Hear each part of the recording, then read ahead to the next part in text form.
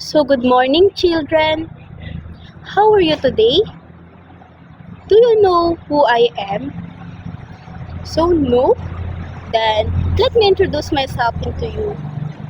So, my name is Teacher Chantal. I am your teachers for today. So, are you ready for our today's activity? So, before we start, let us feel the presence of God. So, close your eyes and bow your head. In the name of the Father, the Son, the Holy Spirit. Amen. Amen. So, did you guys remember our last topic? So, very good. Can you answer this question I prepared for you? Okay. So, question number 1.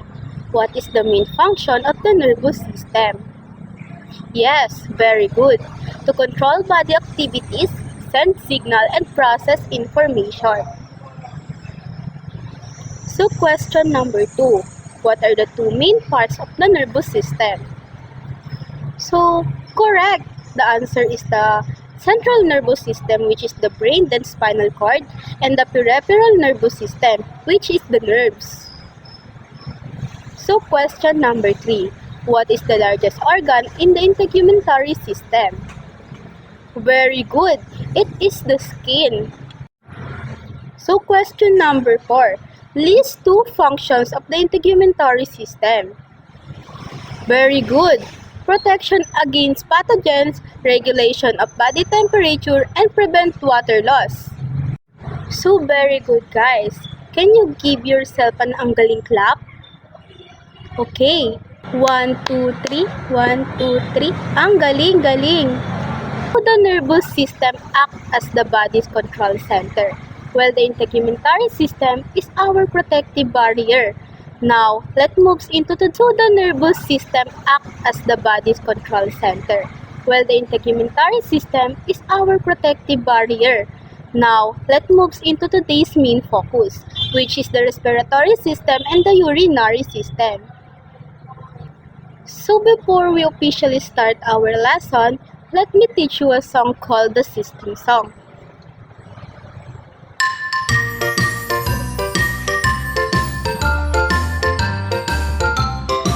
If your lungs are full of air, clap your hands. If your lungs are full of air, clap your hands. If your lungs are full of air and you really want to breathe, inhale, exhale. If your lungs are full of air, clap your hands. If your lungs are full of air, clap your hands. If your lungs are full of air and you really want to breathe, inhale, exhale. If your kidneys keep you healthy, say hooray! Hooray! If your kidneys keep you healthy, say hooray! Hooray! If your kidneys keep you healthy and you really want to be, then set it free. So that's what I call the system song. So now let's move to our topic, which is the respiratory system. So the respiratory system is the system who help us breathe. Let me explain the parts of respiratory system and its function. So the first one is nasal cavity or nose. Nose hairs and mucus trap dust, pollen, and microbes. Nasal cavity warms and humidifies air. The nasal cavity prepares the air before it reaches to your lungs, acting as a natural filter and humidifier. So pharynx and throat. It is the passageway shared by air and food and connect nasal cavity to larynx. The pharynx is like a busy intersection. Air and food both pass through the pharynx. The larynx or voice box contains vocal cords for speech. Epiglottis prevent food from entering airway. Our larynx allows us to talk but also protects our lungs by closing up when you swallow. The next one is trachea or windpipe, the tube that reinforced with cartilage rings. It carries air into our chest.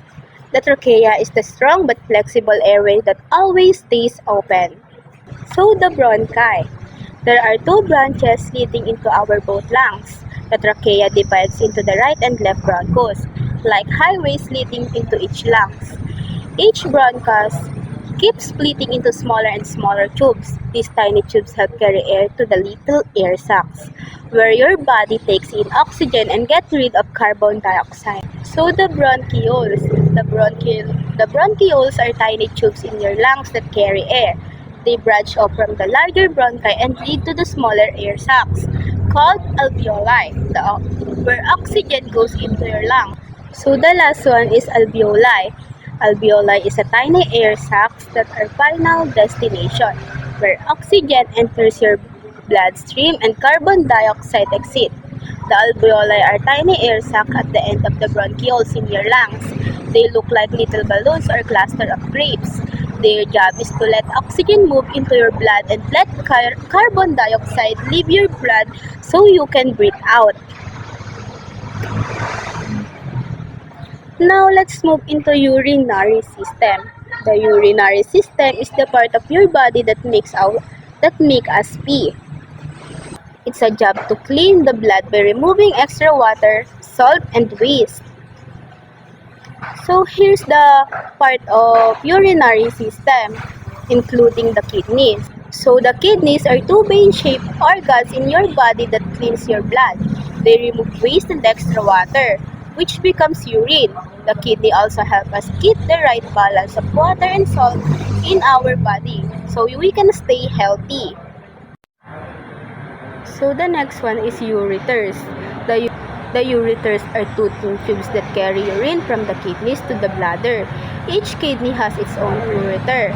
They work like little pipelines, making sure that urine flows one way into the bladder, where it's stored until it is ready to leave our body. The bladder is a hollow balloon-like organ that stores urine until it's ready to leave to our body. As it fills up, it stretches like a balloon holding water. When it's full, the bladder sends signal to your brain that it's time to go to the bathroom and empty it. So the last and exciting part, the urethra. The urethra is a small tube that carries urine from the bladder out of our body. When the bladder is full, the urethra is the passage that lets the urine leave during urination. It works like the final exit in the urinary system, making sure waste can leave the body. So class, our bodies are amazing machines. We have a special system that work every second to keep us alive and healthy. Our respiratory system is like a giant upside down tree. The trachea is the trunk, the bronchi are the branches, and the bronchioles are the twigs, and also the alveoli are the tiny leaves. Every time you take a breath, this tree gives your body fresh oxygen and helps you let go of carbon dioxide. Without it, we couldn't run, play, or even think. And our urinary system is like a clean-up and bathroom. The kidneys act like filters, cleaning the blood and making urine. These ureters carry it to the bladder. The bladder stores it, and the urethra is the final exit. This system makes sure our bodies stay balanced, like a house that always takes out the trash. So every breath you take and every drop your body cleans out, it is a proof of how hard our body system take care of us. So see you on our next lesson and goodbye class.